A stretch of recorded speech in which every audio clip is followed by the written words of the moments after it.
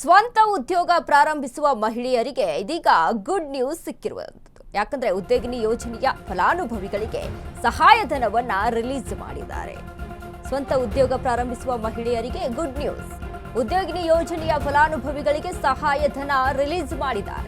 12 ತಿಂಗಳಲ್ಲಿ ಉದ್ಯೋಗಿನಿ ಸಹಾಯಧನ ಬಿಡುಗಡೆ ಎಂದ ಸಚಿವೆ 2023, 24 ಮತ್ತು 24-25ನೇ ಸಾಲಿನ ಉದ್ಯೋಗಿನಿ ಸಹಾಯಧನ ವಿಧಾನಸಭೆಯಲ್ಲಿ ಸಿದ್ದು ಸವದಿ ಪ್ರಶ್ನೆಗೆ ಸಚಿವೆ ಲಕ್ಷ್ಮೀ ಹೆಬ್ಬಾಳ್ಕರ್ ಉತ್ತರವನ್ನ ನೀಡಿದ್ದಾರೆ. 12 ತಿಂಗಳಲ್ಲಿ ಸಹಾಯಧನ ಬಿಡುಗಡೆಯಾಗುತ್ತೆ ಎಂದ ಹೆಬ್ಬಾಳ್ಕರ್, ಮಹಿಳಾ ಸಬಲೀಕರಣಕ್ಕಾಗಿ ಯೋಜನೆಯನ್ನ ಜಾರಿಗೆ ತಂದಿದ್ದೇವೆ. ಜೊತೆಗೆ ಗೃಹಲಕ್ಷ್ಮಿ ಶಕ್ತಿ ಯೋಜನೆಯನ್ನ ಜಾರಿಗೆ ತರಲಾಗಿದೆ.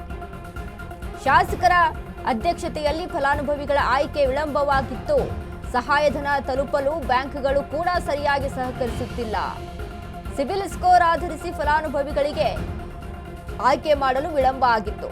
ಸಾಲ ಮಂಜೂರಾತಿಯ ಬಗ್ಗೆ ತುರ್ತಾಗಿ ಕ್ರಮ ವಹಿಸಲು ತಿಳಿಸಲಾಗಿದೆ. ತಾಲೂಕು ಮತ್ತು ಜಿಲ್ಲಾ ರಾಜ್ಯ ಮಟ್ಟದ ಬ್ಯಾಂಕ್ಸ್ ಕಮಿಟಿಗೆ ತಿಳಿಸಿದ್ದೇವೆ.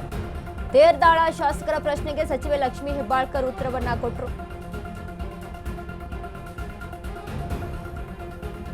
ಸದನದಲ್ಲಿ ಶಾಸಕರ ಮತ್ತು ಸಚಿವರ ಒಂದು ಮಾತುಕತೆಗಳು ನಡೀತಾ ಇದೆ. ಇದರಂತೆ ಮಹಿಳೆಯರಿಗೆ ಸಬಲೀಕರಣಕ್ಕೆ ಸಂಬಂಧಪಟ್ಟಂತೆ ಲಕ್ಷ್ಮೀ ಹೆಬ್ಬಾಳ್ಕರ್ ಮಾತು.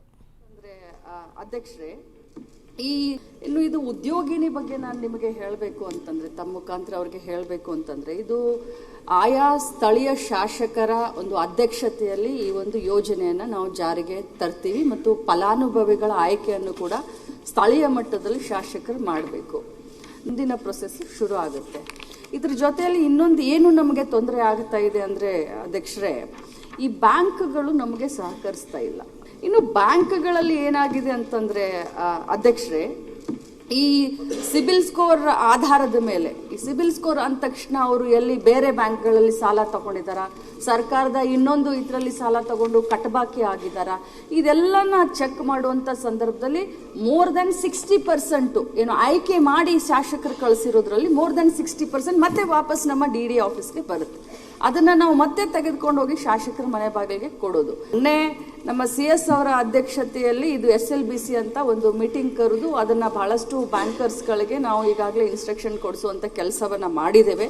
ಈಗಾಗಲೇ ಬಹಳಷ್ಟು ಸ್ಟ್ರೀಮ್ ಲೈನ್ ಮಾಡಿದ್ದೇವೆ. ಯಾಕಂತಂದ್ರೆ ಫೈನಾನ್ಸ್ ಡಿಪಾರ್ಟ್ಮೆಂಟ್ ಹತ್ರ ನಾನು ಕೂಡ 2-3 ಬಾರಿ ಇದ್ರ ಬಗ್ಗೆ ಮೀಟಿಂಗ್ ಅನ್ನ ಮಾಡಿದಾಗ ಬಹಳಷ್ಟು ಸರಳೀಕೃತವಾದಂಥ ಒಂದು ನಾರ್ಮ್ಸ್ ಅನ್ನ ಇಡೋಣ ಅಂತಾನು ಹೇಳಿದ್ವಿ. ಮತ್ತು ಮೊನ್ನೆ ನಡೆದಂಥ ಬ್ಯಾಂಕರ್ಸ್ ಮೀಟಿಂಗ್ ನಲ್ಲೂ ಕೂಡ ಬಹಳಷ್ಟು ನೀವು ಕಠಿಣ ಇದನ್ನ ನೋಡಕ್ ಹೋಗ್ಬೇಡಿ. ಯಾಕಂದ್ರೆ ಈ ಫಲಾನುಭವಿಗಳು ಬಹಳಷ್ಟು ಅತ್ಯಂತ ಆರ್ಥಿಕವಾಗಿ ಹಿಂದುಳಿದಂಥವ್ರು, ಬಡವರು ಇರ್ತಾರೆ.